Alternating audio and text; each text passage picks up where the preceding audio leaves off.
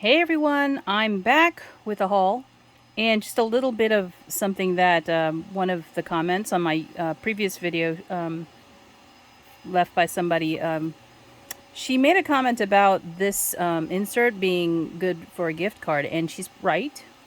Here's one of the gift cards that I have. This is a standard size gift card, and it is the perfect size to fit to this little insert that goes into the cookie jar. So if you had, maybe if you wanted to give a grocery gift card or something to like a bakery or something like a local bakery, you could attach a gift card in here just with a glue dot, and it will fit down perfectly in the slot. Now I'm not going to let this go because I don't want it to get stuck in there, but you can see that it fits down in there. So it's a perfect fit for it. Thanks for the suggestion. I don't recall who left the comment, but I just wanted to share that for the card that I made. So yeah. So I went out today because I've had on my list for the longest time to buy some smaller watercolor brushes. And these are a synthetic brush. It's not a sable or anything like that. I do have a lot of different brands. Not a lot of different brands, but a lot. I have different sizes that are natural bristle brushes, and I also have these synthetic ones. Now, when I purchased this some time ago at a Cheap Joe's art store. This is a number 10 snap brush, and it's a round. And so I wanted to get some smaller sizes. And interestingly enough, they did not have too many options in that brand. I don't know if it's the supply chain or what, but these are the brushes they did carry, and I got a couple of different kinds because they're not expensive. Some of the other brushes that the sable brushes, they're more expensive, but you don't need that to do your crafting, obviously. I picked up a couple of things today, honestly. So here is a multi-pack of that. You can see the price here, $11.59 for 4 brushes, and you get a size 2, a 0, and a 6 round, and then you get the angle shader, which is a 3/4 inch. And I probably will likely not use the other brushes but the 6 and maybe the 2. The 0 is probably too small. I don't know if I'd ever use that. I did get some Copic super brush nibs, the last pack that they had. You never know when you can't find these anymore, so since I was there, and these were three something, I think. I don't know. Where's my receipt?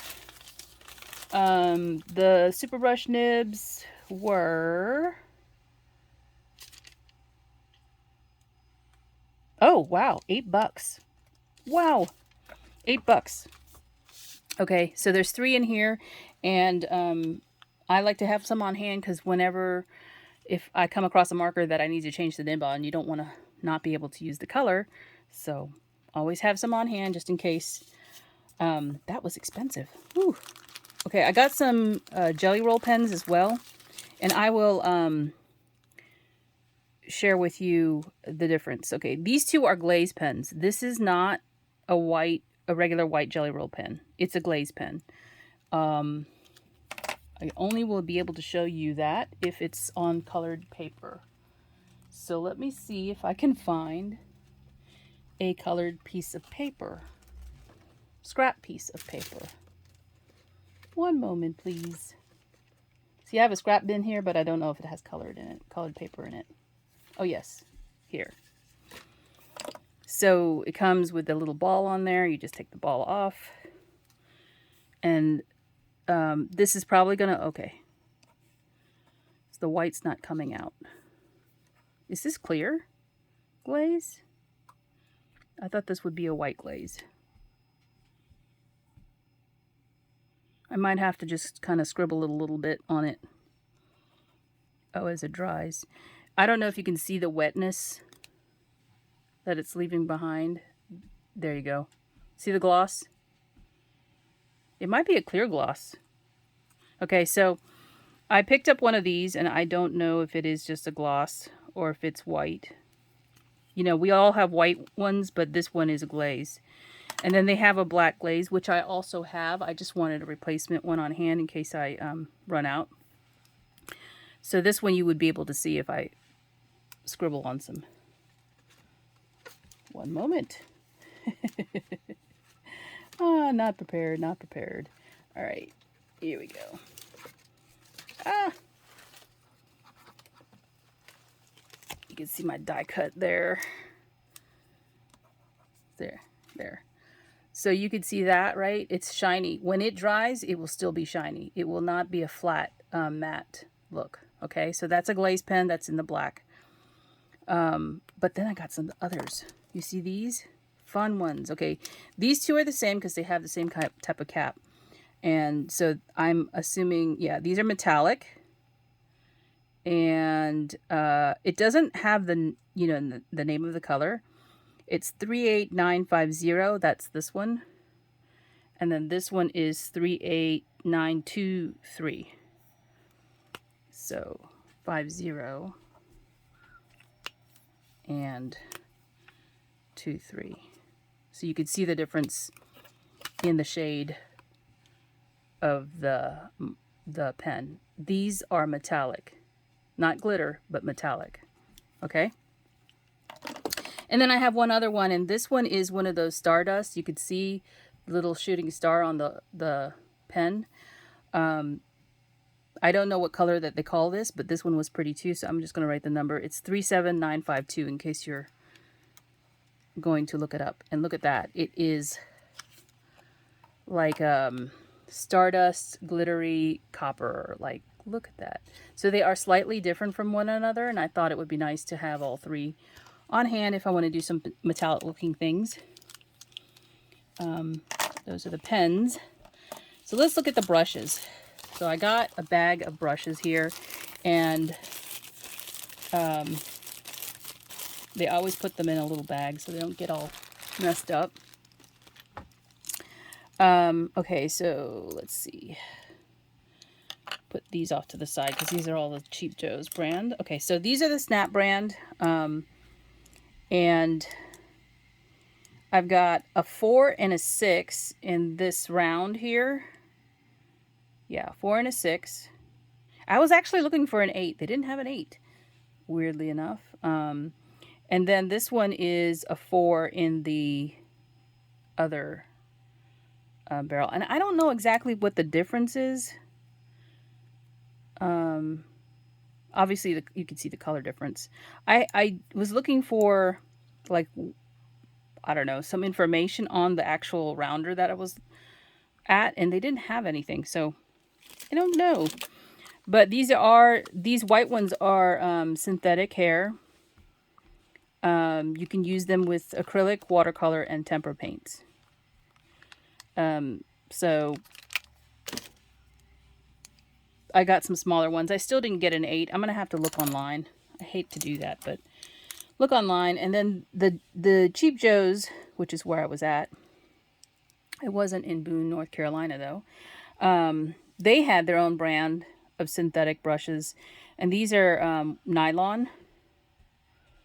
So I wanted to try these out as well, and they did have an 8. So I have an 8, a 6, a 4, and a 2, right? So these are the different ones I have. 8 is the biggest one. 6, 4, and 2. Because when I am playing around with watercolors, no, not the watercolors, I want to say with like my Inktense pencils, I don't like to use my natural hair bristle paintbrushes. They don't hold up to the pencil when I'm transferring the ink. So I figured that these might be nice too to go with my watercolor pencils that I have. And I have some different brands. I even received some with my Adorn It Design Team package. So I wanted to go ahead and get some extra different brands to try them out. And these were very reasonably priced. The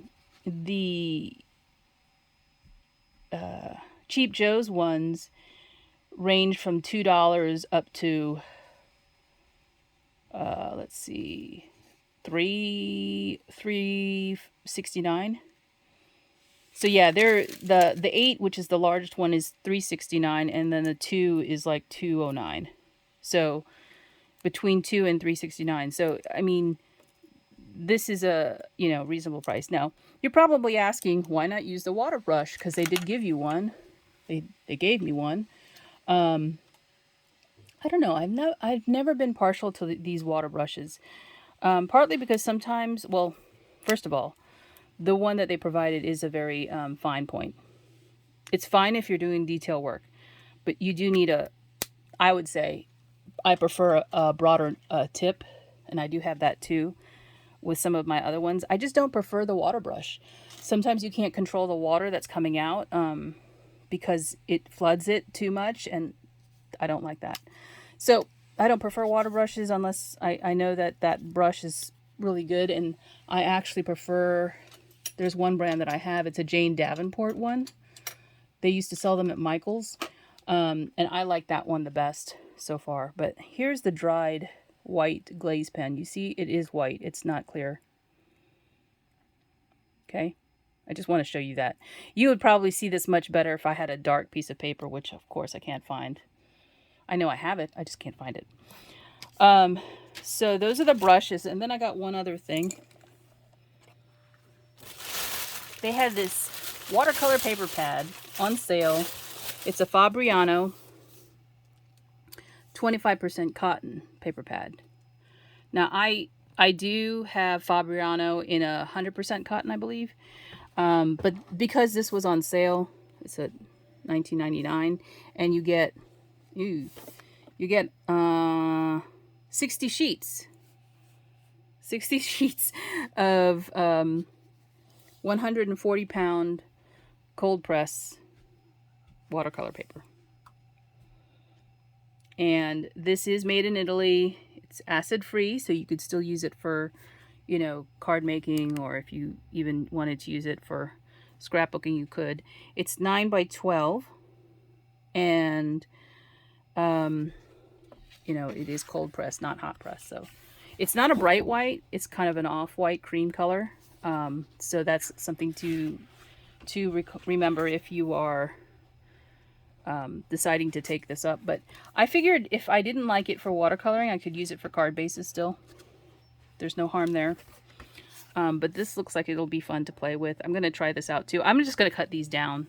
That's how I do it, is cut it down, because I don't watercolor large pieces. Just stamped images, really. And see if I like it. Like, let's see if I can pull out. I have a drawer full of watercolor paper. So it's not like I didn't have any. I just saw this on sale. And let's see if I can find my Fabriano. Fabriano is not my favorite. Some people like it, but okay.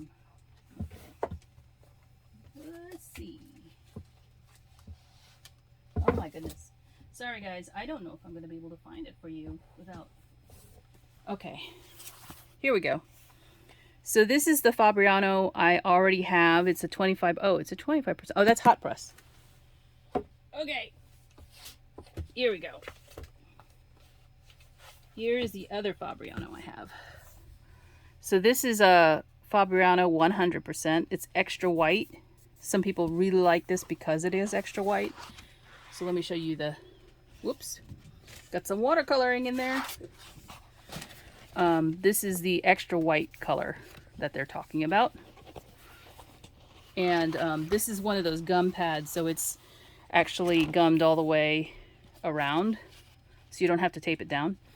But this is 140 pounds. There's only 20 in here. 9 by 12, same size. Cold press watercolor paper. Extra white. So I do have that in the cold press, and I have the same in the hot press. This is smoother. When you're talking about watercoloring, hot press and cold press are different, right? So this is a lot smoother. I use this more or less with stamped images too, but this is more for like your like images of the dolls and stuff like that, because you can you know, use your distress markers to watercolor. And it's a more of shading and everything like that. It's not a loose watercolor like you would have with like a botanical or something like that. So that's the reason why I have both. And I just thought, with this being on sale like it is, and they didn't actually have this in the store, so I think somebody maybe returned it. I thought I would go ahead and try that out. So that's my haul, and just a little information about the card that I made. I hope you guys are having a good day, and I will talk to you later. Bye for now.